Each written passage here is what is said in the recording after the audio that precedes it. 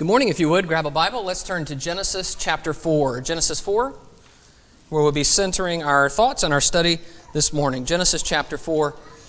So good to see you this morning. Enjoyed our worship together and looking forward to this time of study that we're going to have. I want to say hello to all those who are not just visiting with us, but watching and listening online and other places.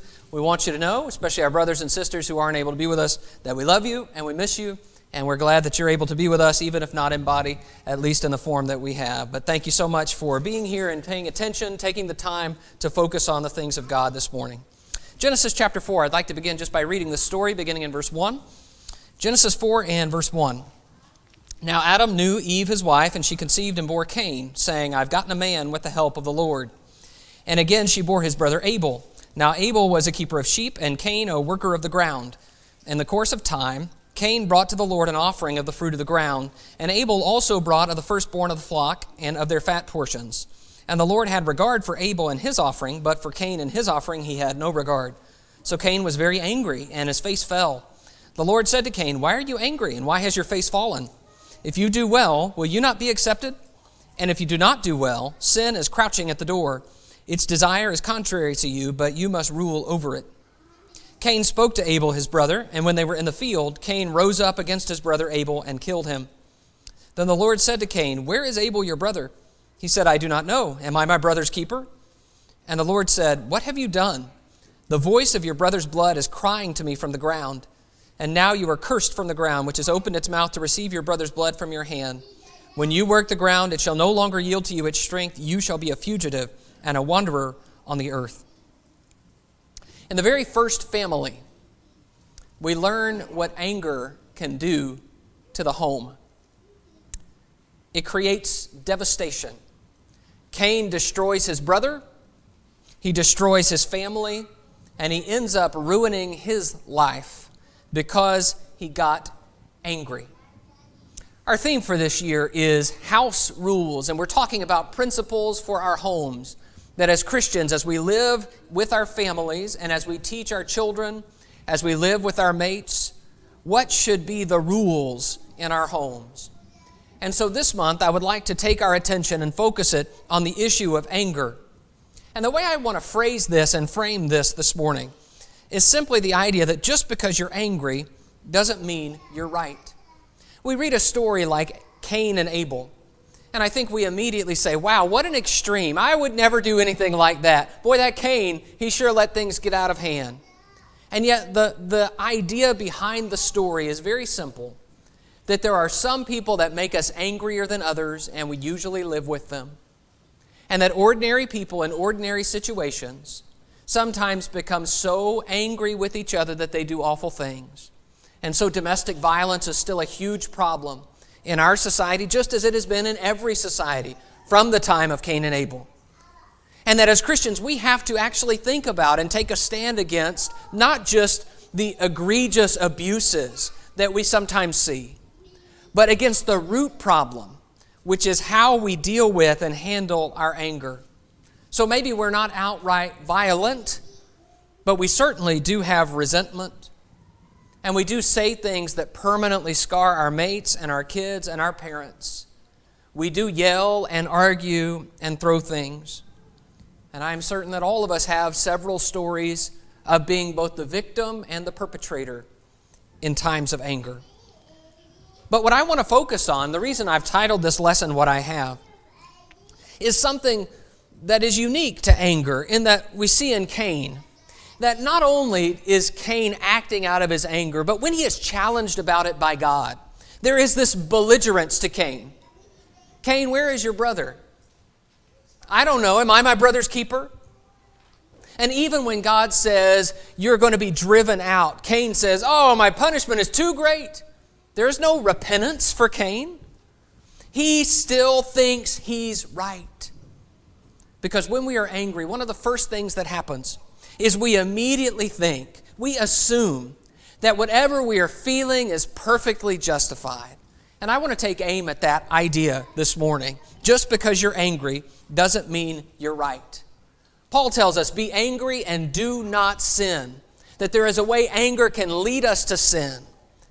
And so just because we're angry doesn't mean we haven't sinned and doesn't mean we won't. We need to think about whether our anger is justified. The first thing I want to say about that is that anger often is misinformed and misdirected. Look in Genesis 4 and verse 3. Look in the text with me. Verse 3, in the course of time, Cain brought to the Lord an offering of the fruit of the ground, and Abel also brought of the firstborn of his flock and of their fat portions. And the Lord had regard for Abel and his offering, but for Cain and his offering he had no regard. So Cain was very angry, and his face fell. Now, we don't know exactly why God had respect for Cain's offering, for Abel's offering, and not for Cain's. There are a lot of surmisings about that. Some people think that has to do with animals versus crops. Some people think it has to do with sacrificing the better part of one and not the better part of another. We are just not told. But what we are told is that Cain is angry about the difference in the way God treats him and his brother.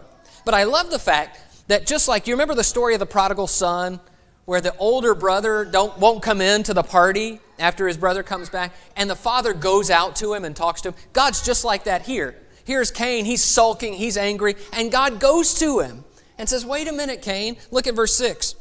The Lord said to Cain, why are you angry? Why has your face fallen? If you do well, will you not be accepted? And if you do not do well, sin is crouching at the door. Its desire is contrary to you, but you must rule over it.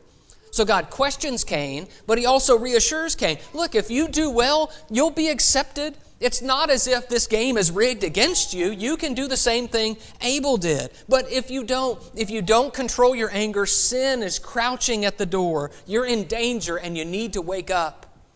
Then verse 8.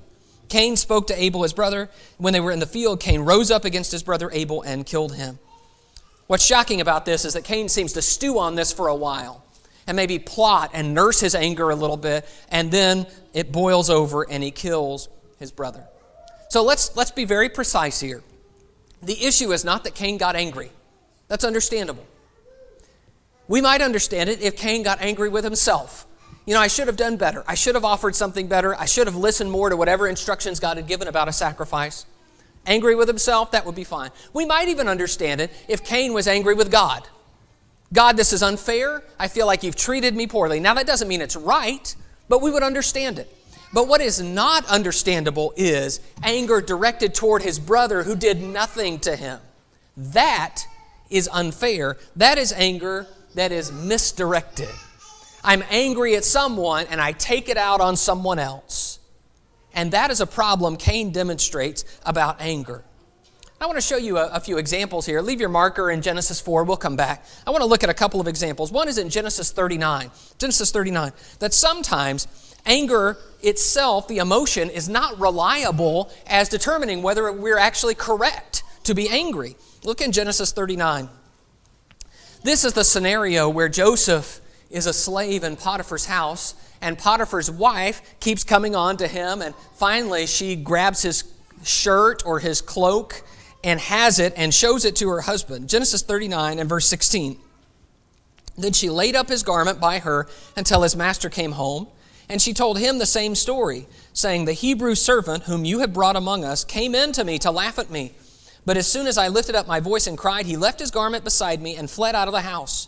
As soon as his master heard the words that his wife spoke to him, this is the way your servant treated me, his anger was kindled. And Joseph's master took him and put him into the prison, the place where the king's prisoners were confined, and he was there in prison. So Potiphar hears this report from his wife. She says, look at what he did. He tried to come on to me, and I had to fend him off, but I even got his shirt in the deal. Now Potiphar is furious. And we understand that, right? He should be furious. If that's what happened, yeah, I'd be mad too. And he throws him in prison. So what's the problem here? The problem is not that Potiphar's anger is not justified. The problem is that Potiphar's anger is not correctly informed. He's just wrong. He doesn't know the facts. He has believed something that's not true. And so his anger can't possibly be right, but he doesn't know it. That's one of the problems with anger, is that the thing that sets us off might not be accurate. I've had this happen with my kids. So one of my kids will come to me and say, he hit me in the face. And that makes me mad as a father. So I storm in, I'm going to dispense some justice. And then I say, did you hit him in the face? And then I hear, yeah, but we were wrestling. Or, yeah, but he threw this thing at me. Or, there's more to the story. And then as I get more to the story, I might either get less angry, not usually, or I usually will get angry with the other one. Okay, but what happens there is that first anger is not just automatically right. And sometimes when we have poor information and we act out of the poor information too quickly, we end up doing damage like Potiphar does. Potiphar throws an innocent man in prison for years because he doesn't know any better. He is acting out of his anger. Let's go to 2 Samuel chapter 12. 2 Samuel 12. There's another example here of some anger. This one is also misdirected. 2 Samuel 12.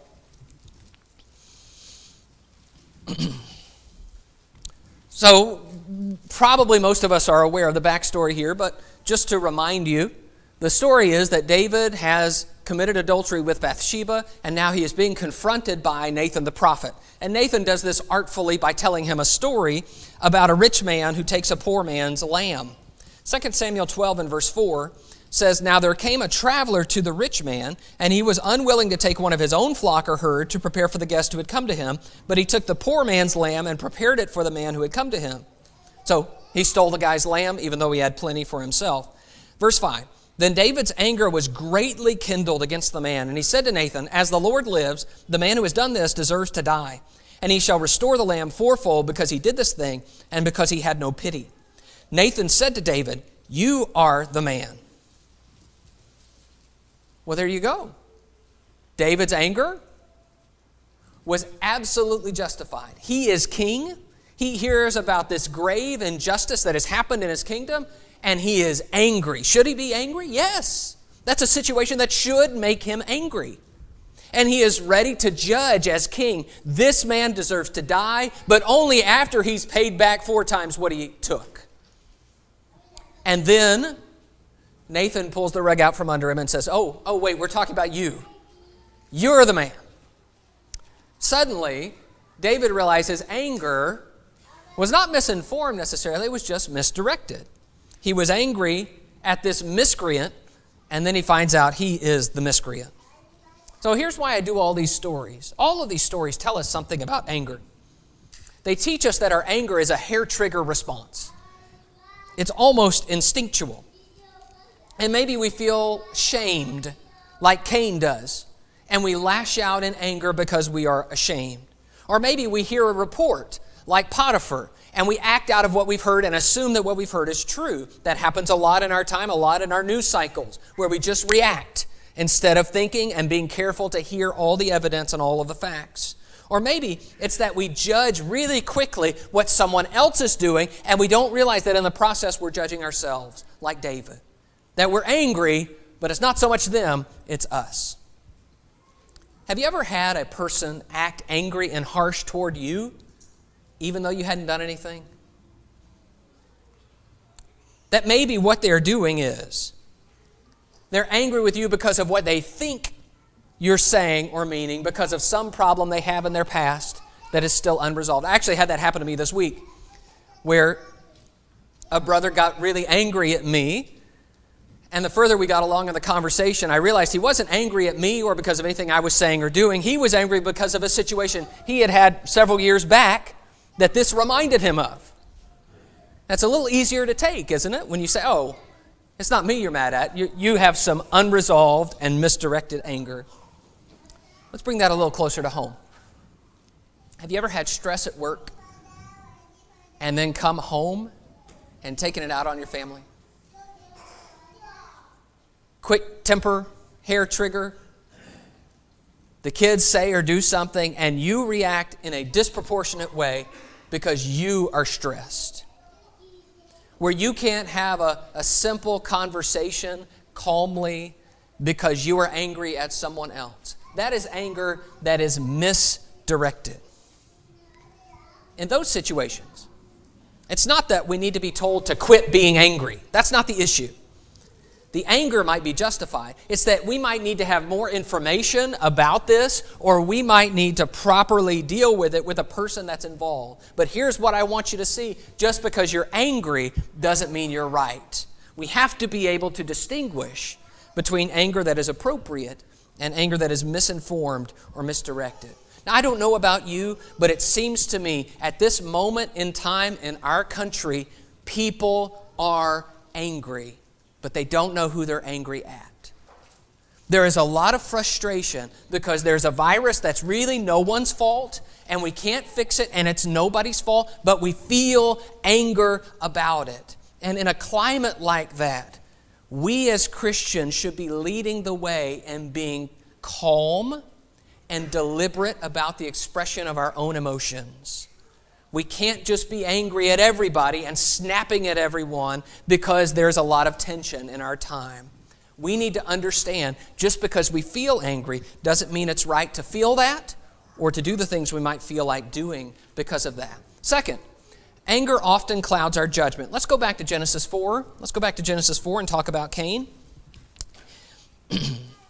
Genesis 4 and verse 5, it says, "But for Cain and his offering he had no regard, so Cain was very angry and his face fell. The Lord said to Cain, 'Why are you angry and why is your face fallen?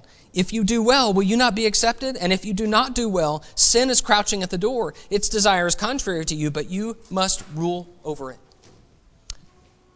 Cain is angry, and so he is not thinking well. I think it's helpful to read God's words to Cain in verse 6 and 7 as God trying to talk some sense into him. Wait a minute, Cain. You understand that if you are going to do the right things, it will be fine. That this is really your fault. That you're not acting the way you should, and you need to be careful. Sin is crouching at the door. But Cain won't listen. Because sometimes when we're angry, we won't listen to anyone. Listening is not the mode that we're in. And so he is angry and he kills his brother. He seeks a permanent solution to a temporary problem. And not only that, but after that, he is completely unrepentant. As we've already mentioned, there is no sorrow. No, I shouldn't have done that. I miss my brother. What have I done? Instead, he is barking right back at God. See, what's going on with Cain is that he is just so convinced that he's right. That every action, every word is justified. It's appropriate.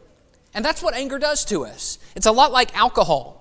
That one of the most important parts of alcohol and its effect on humans is that it causes us to lower our inhibitions and to damage the part of us that does reasoning. We just don't think well. That's what anger does. It clouds our judgment. So you know as well as I do that when you're in the moment of anger, what you say, what you think, what you do feels right. And I am saying just because you're angry doesn't mean you're right. This is Daniel 3 and verse 19. And I want you to think about as you read this passage with me. This is the passage where Shadrach, Meshach, and Abednego stand up to Nebuchadnezzar. And I want you to think about what this means in terms of the intensity of what Nebuchadnezzar is feeling and then doing. It says, "Then Nebuchadnezzar was filled with fury, and the expression of his face was changed against Shadrach, Meshach, and Abednego. He ordered the furnace heated 7 times more than it was usually heated." He was already mad, but now he is filled with fury. We're talking veins bulging, teeth gritting. We're talking anger beyond anger. So angry. I mean, how are you going to kill people deader than dead? 7 times hotter than normal? I mean, wouldn't the regular fire kill them too? Instead, you're going to get it so hot that it's going to kill the people who are throwing them in. It all seems fine to Nebuchadnezzar. I mean, he feels right. He's too mad to think straight. Have you ever been there? Jonah, chapter 4. After Jonah preaches to the city of Nineveh reluctantly, he is angry that God has shown mercy to them. He's angry that they repented. And now he is talking to God. It says, it displeased Jonah exceedingly, and he was angry. And God has this conversation. We've talked about this before. God has this conversation, and he asks him, verse 4, "Do you do well to be angry?" I love how God challenges Jonah's anger, just like he did with Cain. Why are you so angry? What part of this are you not getting? Like, this makes perfect sense, Jonah, Cain. And yet, Jonah barks back at God. Yes, I'm right to be angry. I'm right to be angry even to death. I don't even think he hears how he's talking to God. Because that's what anger does to us. It clouds our judgment. My suspicion is that I don't need to quote a whole bunch of scriptures to prove this to you. In fact, I think if we were to just stop the sermon here and just go person to person through the room, maybe with a little truth serum, and say, what's the dumbest, worst, most regretful thing you've done in your anger? I think we'd be here for a while, and I think we'd have some stories to tell. We'd laugh at everybody else's, by the way, and then be ashamed at our own. I have witnessed personally, firsthand, people kicking dents into trucks, people threatening other people with guns, people smashing expensive electronics. And then I have to tell you that I myself have done at least the following things. When I was a high schooler, I played tennis, and I would, when I made an error, repeatedly hit myself in the head with my tennis racket. I have yelled at people and thrown things at them. I have smashed windows in my anger. And in every case, in every single one of those cases, given a moment of calm, I would never have done them. Now, what about you? Anything you can say about your anger and what you've done? The real danger here is that when we're angry, we don't even notice. It just feels right. And like Jonah, we need to remember, just because you're angry doesn't mean you're right. So the next time you're angry, watch your words. Watch your actions. Think about what you're saying and doing. Ask the question, does this make sense? Should I be doing this? Does this demonstrate good judgment? Let's go back to Genesis 4. Well, I'm still here. The third thing I want to show you is that anger often does damage. I don't think we need to talk too long about this from Cain and Abel. The damage is pretty obvious. Look at verse 8. Cain spoke to Abel, his brother, and when they were in the field, Cain rose up against his brother Abel and killed him. Then the Lord said to Cain, "Where is Abel your brother?" He said, "I do not know. Am I my brother's keeper?" You know, as much as Cain is unrepentant here, he will always remember this day. I mean, it is a day that the world for him changes forever. And it is an unspeakable tragedy for everyone. Imagine what happens the next time Cain sees his mom and dad. Can you imagine? I killed your boy. Why? I got mad. I wonder how many people there are in the world who have a dark day like this as a part of their histories. One moment where in anger they did something that their whole life turned on from then on. I wonder how many people there are like that in this room who can tell stories about how their lives changed for the worse because of what they did or someone did to them in anger. And it's not just physical things. Have you ever noticed how you feel when someone in your presence is extremely angry? When you see somebody and they are just, not just mad, maybe not even just yelling, but they're furious. You don't know what they're going to do. It is the fear of seeing another human being completely out of control. It is terrifying. Now imagine what it is like for a child to see a parent who is supposed to be a protector.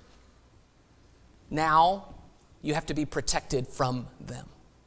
And what can you do? Where can you go? That fear, that terror does damage. If there are people who are hearing my voice who have experienced that physical abuse, I'm so very sorry for that. You have my sympathy, you have my support.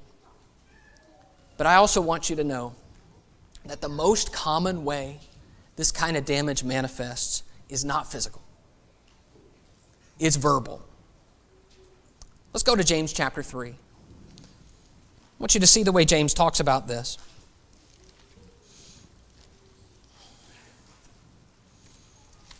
James chapter 3. This is verse 5.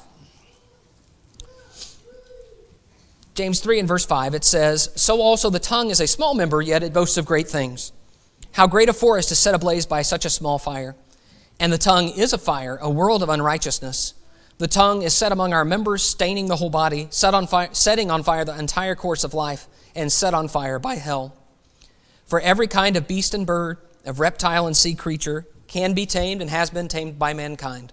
But no human being can tame the tongue. It is a restless evil, full of deadly poison." Most commonly, we hurt one another in our anger by the things that we say. And so James says the tongue is a fire, it is a restless evil, it's full of deadly poison. Every one of us holds memories of something awful someone said to us or about us. Every one of us. That person may even be dead, but their words have not died. We still remember them. They still hurt. The poison is still there. And what's really scary, what's really hurtful about words like this that do this kind of damage is that when someone says something really awful to us, we really are worried that what they're saying is the truth. They're telling us how they really feel about us. They're telling us who we really are, that we really are, in their eyes, lazy or greedy or ugly or stupid or selfish. And that when they say that, now we finally see their heart. And so we are wounded. I am convinced that all of us need a deeper awareness of the damage anger does in our homes. There is a reason Jesus tells us that in order to deal with murder, we need to deal with our anger. There is a reason Paul tells us, be angry and do not sin. It damages other people. About 2 weeks ago, I was thinking about this sermon. I knew this one was coming up. And I was with two of my kids. We were in the car. One of them had a little object, a little piece of plastic that cost about $10. And I told him when I got it for him to take care of it, be careful with it. I said that over and over again, repeatedly. Anyway, lo and behold, one of them lost this little object. And when I heard that in the car, I was frustrated. And I took my phone and I slammed it on the console of our car.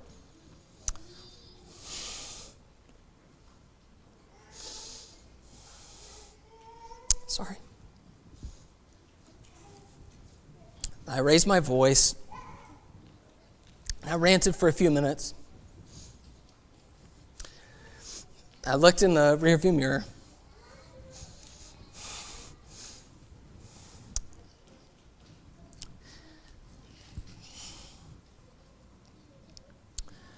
Into the eyes of my precious child. And I saw tears. Not because of anything they had done, but because I was so angry. I had scared them. And I had done it over a $10 piece of plastic. I apologized then and later, and even today I apologize. What I said to my kids, it's okay for me to be frustrated. I even would say it's okay for me to be angry. But I shouldn't have acted like that. And I'm still ashamed to scar my kids' hearts. That's what anger does. So I don't tell you that story because I'm proud of it. I think you can tell that. I tell that story because in some small way, it shows us what anger can do and why we need to pay attention if we want to show our children and our homes how Christians deal with their anger. So what do? Anger is often misinformed and misdirected. It clouds our judgment. It does damage. I want you to go with me to James chapter 1. And I'm going to give you 3 thoughts from James 1 that will be the answer to what we've talked about. James 1 and verse 19. It says, "Know this, my beloved brothers, let every person be quick to hear, slow to speak, slow to anger. For the anger of man does not produce the righteousness of God. Therefore put away all filthiness and rampant wickedness, and receive with meekness the implanted word, which is able to save your souls."